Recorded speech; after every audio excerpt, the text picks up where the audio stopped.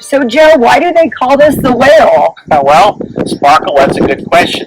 It's affectionately dubbed the whale by Navy crews and the Navy because, believe it or not, the Douglas A-3 Skywarrior was the largest, heaviest jet aircraft to ever operate off aircraft carrier decks. How heavy is it? Oh, it is somewhere around max weight 82,000 pounds. So when that hits on the deck, you know it's landing. And they could only fit about maybe 4 at the most on an aircraft carrier, even though they have folding wings, just because of the size. So the deck handlers would say, hey, we've got a whale coming aboard, so let's make room, clear the deck. You can see it was capable of in-flight refueling. Now, originally, these airplanes were built for in the 50s to operate off even smaller aircraft carriers than we have today.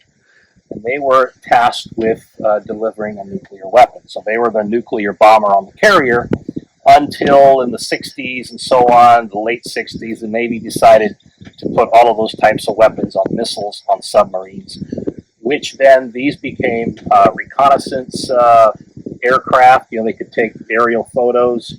They became tankers, so they could refuel other Navy airplanes and such. What's this over here? Why do we have to stick it out? Well, this thing here, you'll see all Navy planes with it. Some will retract, some are just fixed like this. But this allowed them to refuel in flight. It's a little different than when we looked at the KC-135 in a prior episode. This is a whole different system. So another Navy airplane has an apparatus. It's a big reel with a hose. It's got a basket on the end. Okay. And what they call that is the probe-drove method of refueling. So this pilot has to fly that into the basket. Okay. And then they can start to transfer fuel. So that's okay. Yeah, so that's a refueling probe. These lenses you see here are for cameras, and you'll see more on the side too. But these are very instrumental in taking aerial reconnaissance, like during the Vietnam War, that nature, the trail. This particular aircraft here, it's the only known true reconnaissance configured airplane to be in a museum. All the others in museums, to my knowledge, were converted into electronic warfare platforms. Wow, so they got bulges all over. And how it got here was pretty interesting as well. So how did it get here? Well, that's a good question, and that I have to credit our outstanding restoration volunteers. This airplane actually was loaned to Raytheon during the 1980s by the Navy as a platform to do testing with the Patriot anti-missile defense. So then later on, it was flown out to Mojave for storage. And just prior to it and 3 of its sisters there being scrapped, we asked the Navy if we could acquire it. And it took about, I would say, probably about a grand total of about 5 months or so to prep the airplane to get it to come up here. The folding wingtips, the engines were taken off, the tail, but where the wings joined the fuselage, those weren't meant to come off that easy. So our people, our restoration volunteers, actually had to drill out about 1,200 bolts to get those wings to come off. Wow. And that's not regular bolts. Those are hardened bolts.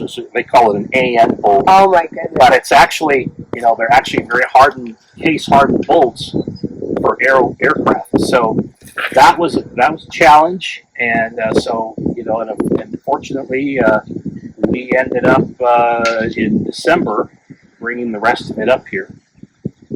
And it was quite a sight because the whole fuselage went down the road on a trailer, and our corporate sponsor, Jameson Harvesting here in Turlock, actually hauled the aircraft for us at no charge as a donation. That's really nice. That's huge. So we were saving this, and across the airport you could see the others that were being cut up to scrap. So we saved an important part of naval aviation, and also part of the the nuclear story of the Cold War too. So at what point did you guys bring this out here?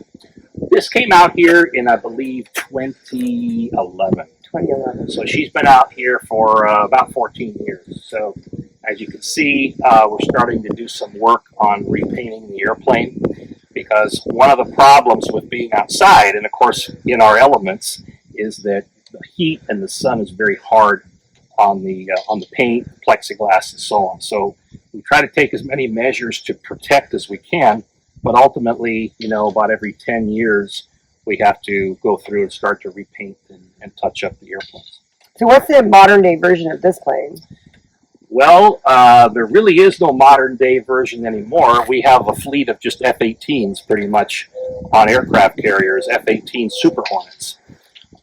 They are tasked with weapons delivery, electronic warfare, tanking, reconnaissance. So it's pretty much an all F-18 flight deck on aircraft carriers, except for like the E-2 Hawkeye, which is kind of like an AWACS, an early warning, some helicopters and so forth. And, you know, at one point in time, the Navy had several different aircraft types, and of course they had to stock parts for almost each individual aircraft.